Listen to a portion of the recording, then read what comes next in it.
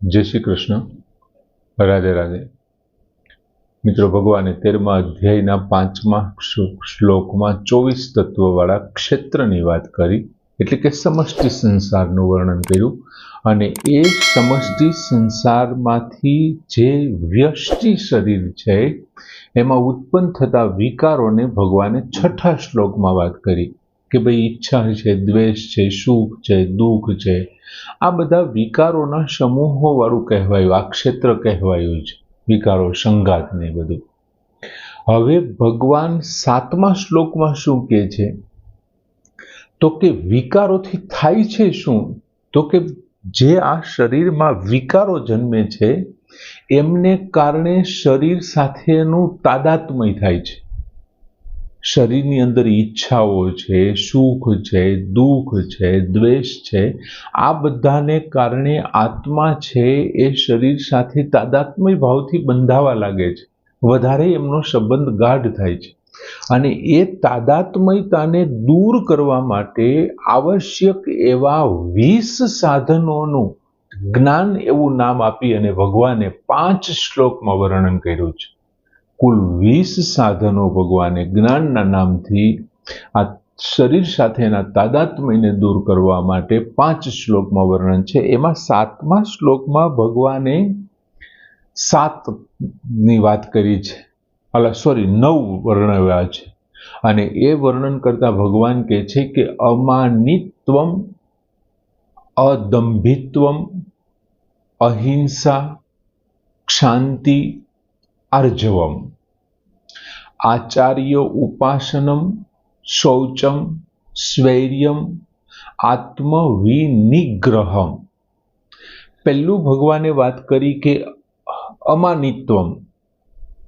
मानित्वम एटले पोताने श्रेष्ठ गणवो एनुं नाम मानित्वम। माननीय छे, पूजनीय छे, माननीय, एमनी उपरथी मानित्वम उपरथी बनेलो शब्द माननीय। हवे अहीं के छे अमानित्वम એટલે પોતાને શ્રેષ્ઠ માનવા રૂપી અભિમાનનો અભાવ જેનામાં હોય, પોતાને શ્રેષ્ઠ માનવા રૂપી અભિમાનનો અભાવ હોય એમને અમાનિત્વમ કહેવાય। પછી બીજું લક્ષણ આપ્યું કે અદંભિત્વમ એટલે કે દંભાચરણનો અભાવ, દંભના આચરણનો જેનામાં અભાવ છે તેવો। પછી અહિંસા એટલે અહિંસા, ત્યાર પછી ક્ષાંતિ, ક્ષાંતિ એટલે ક્ષમાભાવ, ક્ષાંતિ ક્ષમાભાવ, ક્ષમાભાવ। આર્જવમ એટલે સરળતા। પછી આચાર્ય ઉપાસનમ એટલે ગુરુની સેવા, આચાર્ય એટલે ગુરુ, ઉપાસના એટલે સેવા, આચાર્યોપાસનમ એટલે ગુરુની સેવા। પછી શૌચમ, શૌચમ એટલે શુદ્ધતા, પણ અહીંયા બંને બાહ્ય અને આંતરિક શુદ્ધિ, બાહ્ય તેમજ આંતરિક શુદ્ધિ। ત્યાર પછીનો શબ્દ સ્થૈર્યમ, સ્થૈર્યમ એટલે સ્થિરતા અને છેલ્લો શબ્દ આત્મવિનિગ્રહમ, આત્મવિનિગ્રહમ એટલે મન વશમાં હોવું। આત્મ એટલે મન અને નિગ્રહ કરવો, વિનિગ્રહ સારી રીતે વશમાં રાખવું, તે મનને વશમાં કરવું। તે ભગવાને આમ 9 વસ્તુની વાત કરી કે આ 9 લક્ષણો છે, આ 9 એવા સાધનો છે જેમનાથી તું તારા શરીર સાથેના તાદાત્મ્યને ઓછું કરી શકીશ। જો આ પ્રમાણે ભગવાન 20 સાધનોની વાત કરવાને, એમાં પહેલા શબ્દ આપ્યો ભગવાને કે અમાનિત્વમ। અમાનિત્વમ એટલે માનનીયપણાનો જેનામાં અભાવ છે, પોતાને શ્રેષ્ઠ માનવા રૂપી જેમનામાં અભિમાનનો અભાવ છે એમને અમાનિત્વમ કહેવાય। હવે આપણે પોતાને શ્રેષ્ઠ કોને કારણે ગણીએ છીએ? નોખા નોખા એમાં કારણો હોઈ શકે। ઘણા વ્યક્તિઓ અમુક વર્ણના છે એટલા માટે પોતાને શ્રેષ્ઠ ગણે છે કે અમે આ વર્ણના છીએ એટલે અમે શ્રેષ્ઠ છીએ, અમે બ્રાહ્મણ વર્ણના, અમે ક્ષત્રિય વર્ણના, અમે વૈશ્ય વર્ણના છે, અથવા અમે કોઈ પણ બીજા શુદ્ર વર્ણના છે, એમને કારણે અમે શ્રેષ્ઠ। અમુક લોકો આશ્રમને કારણે પોતાને શ્રેષ્ઠ હોવાનું એને અભિમાન છે। અમુક પાસે વિદ્યા સારી છે એટલા માટે વિદ્યાને કારણે પોતે શ્રેષ્ઠ હોવાનું એમની પાસે અભિમાન છે। તો અમુકની પાસે અમુક પ્રકારના પદ છે, સમાજની અંદર બહુ સારા ઊંચા પદ ભોગવતા હોય એમને કારણે જ, અમુક પાસે બહુ સારા ગુણ હોય તો એમને કારણે જ.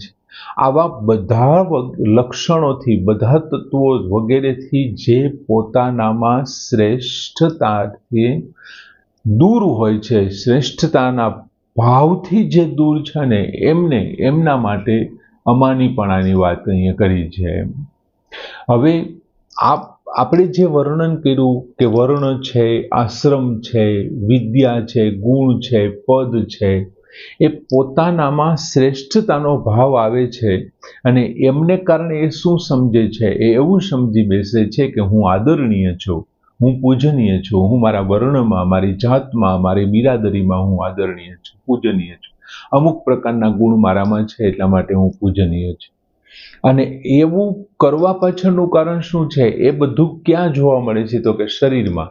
અને એમને કારણે શું થાય છે, એ શરીર સાથેના સંબંધથી એમની સાથે જડતાનું પ્રાધાન્ય વધી જાય છે. આ બધા થવાને કારણે શરીર સાથે સંબંધ બંધાય છે અને જડતાનું પ્રાધાન્ય વધી જાય. હવે જો જડતાનું પ્રાધાન્ય વધી જાય ને તો વાસ્તવિક જ્ઞાન છે ને એ છેટું વહી જશે કે આ શરીર છે એ ખોટું છે. જો શરીર જ ખોટું છે, જો શરીર માટેનું માન છે, શરીરથી તમે જે કંઈ કર્યું છે બધું ખોટું જ પડવાનું છે ને, કારણ કે શરીર જ ખોટું છે. એને કારણે વાસ્તવિક જ્ઞાનથી દૂર જતા રહીએ છે. અને જડતાનું મહત્વ જેટલું ઓછું થાય, તમારી અંદર જડતાનું મહત્વ જેટલું ઓછું થાય તેટલું તમારી અંદર માનીયપણાનું મહત્વ પણ ઓછું થશે કે તમે તમારી જાતને શ્રેષ્ઠ નહીં ગણો. તમને શરીર પ્રત્યેનો મોહ ઉતરતો જશે ને પછી તમારી જાતને તમે શ્રેષ્ઠ નહીં ગણો કે હું રૂપને કારણે શ્રેષ્ઠ છું, આ પદને કારણે. આ પદ તો શરીરનું છે, તો શરીર તો કંઈ છે જ નહીં, એ તો જડ છે. અને જેટલું જડતાનું ઓછું થશે એટલું તમારી અંદર માનીયપણું ઓછું થશે, અને જેટલું માનીયપણું ઓછું થશે ને એટલી ચિન્મય તરફની તમારી ગતિ છે ને એ તીવ્ર બનશે, વધશે, એમના તરફ તમે નજીક જશો. એટલા માટે ભગવાને પહેલા કીધું પોતાને શ્રેષ્ઠ માનવા રૂપી અભિમાનનો અભાવ હોવો જોઈએ. તારી અંદર એવું હોવું જોઈએ, અમાનિત્વમ, માનવીયપણાનો અભાવ, એટલે પોતાને શ્રેષ્ઠ માનવાપણાનો જે એમનો અભાવ, અભિમાન છે, અહંકાર છે, એમનો અભાવ હોય.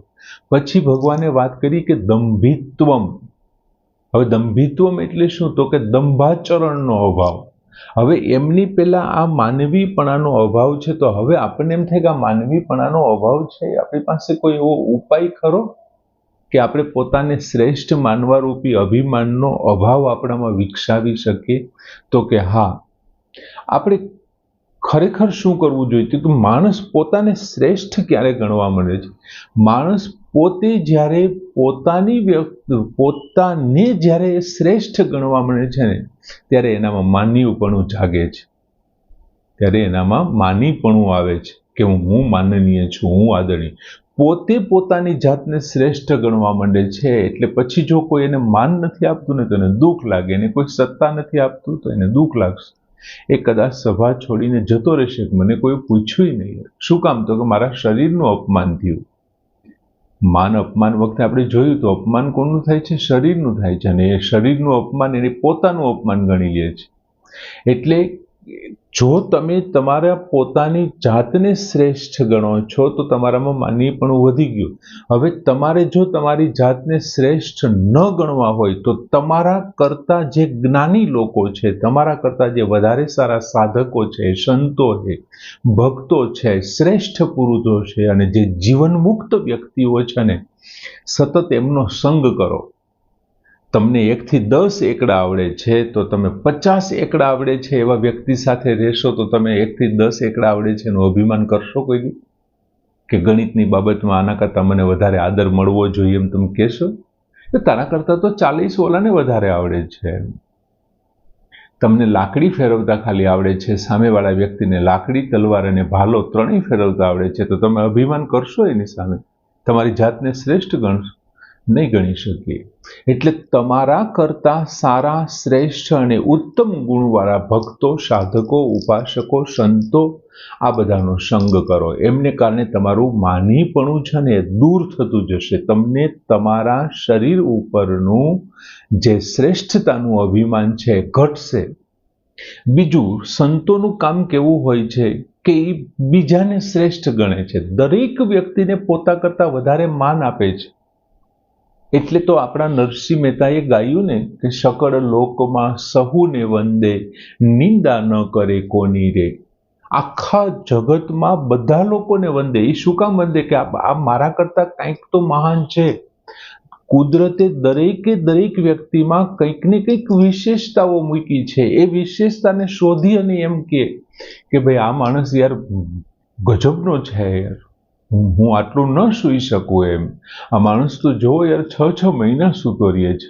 કુંભકર્ણને જોઈને પણ એને વંદન કરે કે ખરેખર તું યાર નિંદ્રા દેવીનો પ્યારો માણસ છો, વહાલો માણસ છો. 6 મહિના સુધી દેવી તને એમના ખોળામાં રાખે છે અને અમે તો 2-3 કલાક માંડ ઊંઘી શકીએ છીએ. આમ કોઈને કોઈ લક્ષણોને જોઈ અને એ એમના વિશે એમનાથી નીચો પોતાની જાતને ગણે છે અને માનીપણીના શ્રેષ્ઠતાનો જે અભાવ છે ને એ પ્રાપ્ત કરે છે. પછી ભગવાને બીજી વાત કરી કે અદંભિત્વમ, એટલે દંભાચરણનો અભાવ અથવા દંભનો અભાવ. હવે દંભ એટલે શું? તો કે દેખાડાપણુંનું નામ દંભ છે. જે નથી અને એમ છતાં તમે દેખાડો કરો ને એમને દંભ કહેવાય. હવે એ શેના માટે આપણે કરીએ છીએ? તો કે સમાજ મને આદર આપે, સમાજ મને સન્માન આપે, મને ઊંચું પદ આપે, હારતોરા કરે, મને સત્કાર આપે. એટલા માટે મારી પાસે જેવા ગુણ નથી, લક્ષણો નથી, એમ છતાં હું એવું છે એવો દંભ કરું. એક ગુણ હોવાનો મારી પાસે એક ગુણ પુષ્કળ છે, મારી પાસે એક જ્ઞાન પુષ્કળ છે એવું હોવાનો દંભ કરું. એનું નામ દંભ છે. પછી ઘણી વખત માણસ શું કરતો હોય છે કે પોતે સંસ્કારી હોય, સારો હોય, અપશબ્દ ન બોલતો હોય, કોઈ દિવસ કોઈને હેરાન ન કરતો હોય, પણ આવો નાવો રહે ને તો ઘણી વખત એ અમુક એવા લોકોની સાથે ઊભો હોય, બેઠો હોય કે એને રહેવાનું થાય કે લોકો એની હસી મજાક ઉડાવે કે આમ તો જો આ યાર આમે નથી કરતો, આ બીડીએ નથી પીતો, આવું નથી કરતો, આ અપશબ્દ નથી બોલતો, યાર સાંભળતો નથી, આને અપશબ્દ ગણે છે. એટલે એવા લોકોની મજાકનો ભોગ ન બને ને, એટલે ન ગમતા હોવા છતાં એ શું કરે છે? એ સિગરેટ પીવે છે અથવા અપશબ્દો બોલે છે, ખોટો બીજા એવા લક્ષણ કરે છે. તો ભગવાન કહે છે એ પણ દંભ જ છે. આવું કરવું એ પણ દંભનું જ એક રૂપ છે, બીજું કંઈ નથી એમ. પછી બીજું કે ઘણી વખત એવું થતું હોય કે અમુક જગ્યાએ જઈને, દાખલા તરીકે હોટલોમાં જઈને, લગ્ન પ્રસંગોમાં જઈને, વિમાન જેવી મુસાફરી કરતા હોય ત્યારે જે ખરેખર ન ખાવાની વસ્તુ, ન પીવાની વસ્તુઓ તમે ખાઓ છો, પીવો છો અને શાહુકાર હોવાનો, સુધરી ગયેલા હોવાનો જે તમે દંભ કરો છો એ પણ ખોટું છે. એ દંભ જ છે. લગ્નમાં જઈને આવું કરવું, વિમાનમાં તે બીજું, તો એ પણ દંભ જ છે. અપવિત્ર ખાનપાન કરવા જે ખરેખર તમે નથી કરતા અને બીજાને બતાવવા માટે તમે આવું કરો છો તો એ દંભ છે. દાખલા તરીકે કોઈ સાધક છે એક ઓરડાની અંદર રૂમ બંધ કરી અને પોતે એકાંતમાં સાધના કરવા, ધ્યાન કરવા બેસી જાય, પણ ધ્યાનની સાથે સાથે ખરેખર કરતો હોય નીંદર, ઊંઘ કરતો હોય, આરામ કરતો હોય, તો એ દંભ છે. કોઈ વ્યક્તિ આવે અને એને ખબર પડે કે પગલાંનો અવાજ છે ને આવીની અવાજ કરે અને દરવાજો ખખડાવે, તો તમે ખોટા ધ્યાનમાં બેસી જાઓ કે જાણે હું ઊંઘ નથી કરતો, હું ધ્યાન છે. તો એ ભગવાન કહે છે એ દંભ છે. તો આ દંભથી છૂટવા માટે, દંભનો અભાવ કરવા માટે એમનો ઉપાય શું?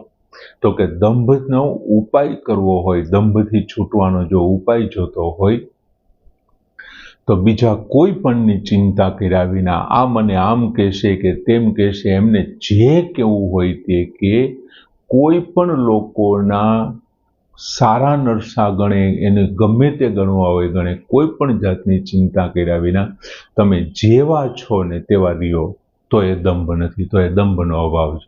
તમે જે છો તે જ સાચા અને સારા છો, બાકી બીજી કોઈ વાત નહીં એમ. ત્યાર પછી ભગવાને ત્રીજી વાત કરી, અહિંસા. અહિંસા એટલે શું? તો કે મન, પછી બીજું વાણી, અને ત્રીજું છે શરીર. મન, વાણી અને શરીરથી કોઈ પણને દુઃખ ન આપવું, એનું નામ છે અહિંસા. મનથી પણ કોઈને દુઃખ ન થવું જોઈએ, વાણીથી પણ, બોલીને પણ કોઈને દુઃખી નહીં કરવાના, અને શરીરથી પણ તમે કોઈને દુઃખી ન કરો ને તો એનું નામ અહિંસા છે, નહીંતર હિંસા છે. જો તમે કોઈનું મન દુભાવો છો તો પણ એ હિંસા છે, તમે કોઈને કડવી વાણી સંભળાવો છો તો એ પણ એ હિંસા છે, અને શારીરિક નુકસાન કરો છો તો એ પણ એ હિંસા છે. 3 પ્રકાર એ હિંસાના છે. બીજું, હિંસાના 3 પ્રકાર ખરેખર ક્રૂર ને કિતર ને એ રીતે પડે છે. એ કેવી રીતે છે? તો કે કાં તો હું હિંસા પોતે કરું છું, હિંસા હું પોતે મારી જાતે કરું છું, કાં પછી હું નથી કરતો પણ બીજા પાસે કરાવડાવું છું, બીજા પાસે કરાવું છું.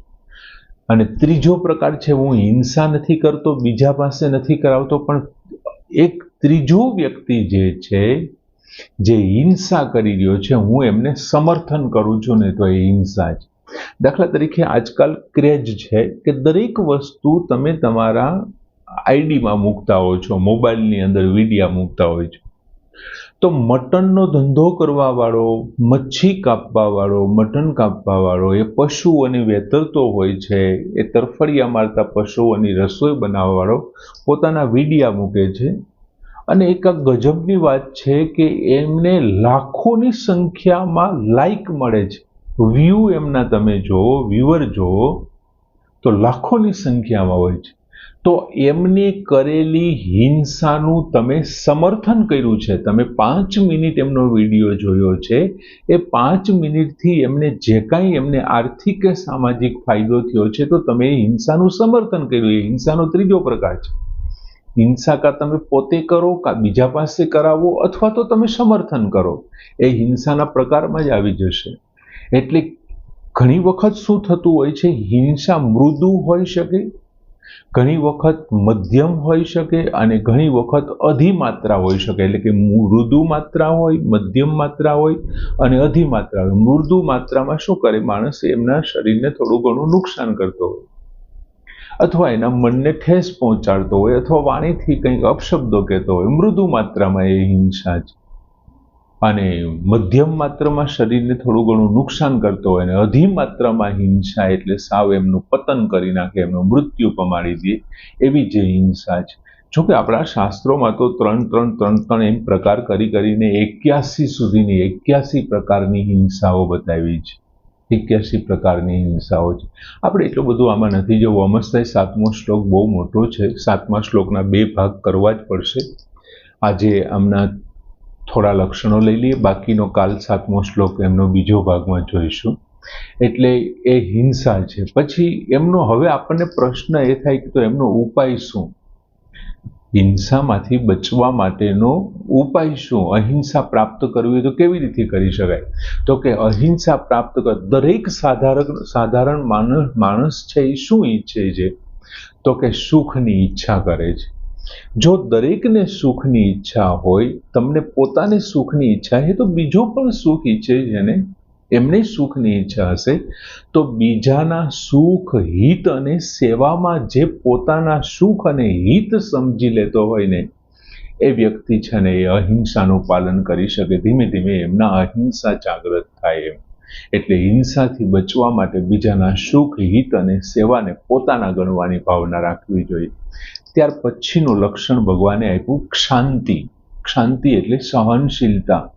એનું બીજું નામ છે ક્ષમા. કોઈના અપરાધને માફ કરી દેવો, તે એનું નામ ક્ષમા છે. બીજું, તમે અપરાધના સજા આપવા માટે સક્ષમ હોય અને એમ છતાં તમે એમના ગુનાને માફ કરી દો, અને મનથી પણ વિચાર ન કરે કે આમનું કંઈ નુકસાન જાય અથવા મારે બદલે એ જોઈ લેશે, એ પહોંચે, એવું એક પણ વખત તમારા મનમાં વિચાર ન આવે તો એને શાંતિ કહેવાય, સહનશીલતા કહેવાય, એને ક્ષમા કહેવાય. હવે એમનો ઉપાય શું એ પ્રાપ્ત કરવા માટેનો? તો કે ઘણી વખત માણસમાં જે કંઈ અમુક પ્રકારનું થાય એટલે એનામાં વિવિધ પ્રકારના વિકારો જાગૃત થાય છે. દાખલા તરીકે કોઈ માણસ ચાલ્યો જતો હોય ને તમે એને એમ કહો એ ગધેડા, તો એ માણસ ગુસ્સે થાય છે, પણ એ માણસ ખરેખર એવું વિચારે કે હું તો માણસ છું, આને તો ગધેડો કીધો, તો મારે શું કામ ગુસ્સે થવું જોઈએ, હું તો એ છું જ નહીં. એમ કોઈ પણ વ્યક્તિ એમના મનમાં જાગેલા વિકારોને તમારા વ્યષ્ટિ શરીર સાથે જોડે અને તમે એમ કહો કે ભાઈ હું તો એ છું જ નહીં, હું માત્ર ભગવાનનો જ છું અને એમનો અંશ છું, તો મને આ વસ્તુ લાગુ ન પડે, આ તો સંસારની વસ્તુ છે, આ જે વ્યક્તિ કહે છે તે, તો એનામાં ક્ષમા આવશે. ગમે એવડો તમારો ગુનો કરશે ને તો તમે એને માફ કરી દેશો, કેમ કે તમારું તો એને કંઈ નુકસાન જ નથી કર્યું, એને તો સંસારનું નુકસાન કર્યું છે, શરીરનું નુકસાન કર્યું. તમે તો એ છો જ નહીં, તમે થોડા શરીર છો, તમારું તો ભગવાન સાથેનું અભેદ છે, ભેદ જેવું કંઈ છે જ નહીં. એટલે જો તમે વિકારોને ઉત્પન્ન જ ન થવા દો, અને એક એમનાથી પણ ઘણી વખત શું થતું હોય છે કે ઘણી વખત આપણે સજા કરીએ છીએ ને બીજાને સજા કરીએ ને એ ખરેખર આપણું જ અનિષ્ટ થતું હોય. તમને એક ઉદાહરણ આપું. માની લ્યો કે તમે જમવા બેઠા છો અને જમવામાં તમારી જીભ કચરાઈ ગઈ, જમવામાં દાંતે જીભને બટકું ભરી લીધું. એ વાત સાચી છે કે દાંતે જીભને બટકું ભરી લીધું તો તમને થોડોક અફસોસ થશે, રાડ બોલી જશે તમારી, પણ તમે દાંતને દાટી મારશો કે હવે જો તું, કે હથોડી લઈને દાંતને તોડી નાખવાની કોશિશ કરી છે ક્યારેય? ઘણી વખત તમને આવું થયું તો હશે ને, જીભ કચરાઈ ગઈ છે, તમે કોઈ દિવસ એને સજા કરી છે? માની લ્યો કે તમે સજા કરો તો કોને નુકસાન છે? તમને જ નુકસાન છે ને. એમ જો તમે માફ કર્યા વિના જો તમે સજા કરશો તો એ સજાનું ફળ અત્યારે એ વ્યક્તિ ભોગવે છે, પણ એમને જે અફસોસ એમણે કરેલું દુઃખનું પ્રાયશ્ચિત છે તમારે કર્મ તરીકે, ફળ તરીકે ભોગવવું પડશે. એટલે સરવાળે એ તમારું અનિષ્ટ જ સાબિત થશે. તમને કોઈ સજા કરે છે તો તમારા આગલા જન્મોના કર્મો એટલા ધોવાય છે, એમના ફળ રૂપે તમને કોઈ આવું કહે છે, એવું માનીને તમારે એમને માફ કરી દેવો જોઈએ. ખરેખર એવું કરવા વાળો તો આપણી ઉપર કૃપા કરે છે કે આપણા જૂના કર્મોને નાશ કરે છે. અને ત્યાર પછીનો જે શબ્દ છે એ છે આર્જવમ. આર્જવમ એટલે સરળતા. અને સરળતા બે પ્રકારની હોઈ શકે, એક શરીરની સરળતા અને બીજી મનની સરળતા. તમારા વાણીમાં માધુર્ય હોય, મીઠાશ હોય, કોઈને દુઃખ ન લાગતું હોય, અને બીજું તમે ફેશનની અંદર બહુ ધ્યાન ન દેતા હો, બાહ્ય દેખાવની અંદર વિવિધ પ્રકારના ધ્યાન ન દો, તો એ તમારા શરીરની સરળતા છે. એકદમ સરળ, સિમ્પલ, સાદું જીવન, તમારા વસ્ત્રો, તમારા વેશ પહેરવેશ, બાહ્ય આભૂષણો સાદા હોય તો એ તમારી સરળતા છે.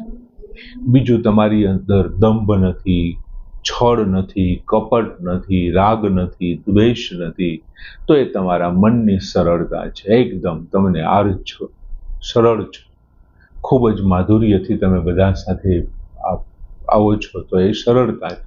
હવે એ પ્રાપ્ત કરવા માટેનો ઉપાય શું? તો કે પોતાને તમે કોઈ એક સ્થાને રાખશો ને એટલે તમે તમારી જાતને શ્રેષ્ઠ ગણવા માંડશો. એક સ્થાને રાખશો તો, અને જાતને શ્રેષ્ઠ ગણશો તો શરીર સાથેનો સંબંધ, તાદાત્મ્યતા વધશે. અને જો શરીર સાથેની તાદાત્મ્યતા વધશે ને તો શરીરને જ વધારે સારું દેખાવા માટે તમે કંઈક નવું કરશો ને તમે સરળતા પ્રાપ્ત નહીં કરી શકો. માટે તમે શરીરને પોતાને એક જગ્યાએ શરીરની સાથે નહીં રાખો. પોતાને શરીરમાં રાખવાથી આત્માને માત્ર સ્થૂળ, સૂક્ષ્મ કે કારણ શરીરની અંદર રાખશો ને તો શરીર સાથેનું તાદાત્મ્ય વધારી દેશે ને સાહેબ. માટે જેમ બને તેમ શરીરથી વિચ્છેદ કરવું જોઈએ. એમ 7મા શ્લોકની પહેલી પંક્તિ અહીંયા પૂરી થાય છે. અમાનિત્વમ, અદંભિત્વમ, અહિંસા, શાંતિ અને આર્જવ. બાકીના જે 4 તત્વો છે એ આપણે કાલે સમજીએ, નહીં શ્લોક બહુ લાંબો થઈ જશે. આમ સરસ મજાનો ભગવાને આ 7મા શ્લોકની શરૂઆત કરી. આજે અહીં સુધી રાખીએ છીએ. બાકીનો શ્લોક છે કાલે જોઈશું. જય શ્રી કૃષ્ણ.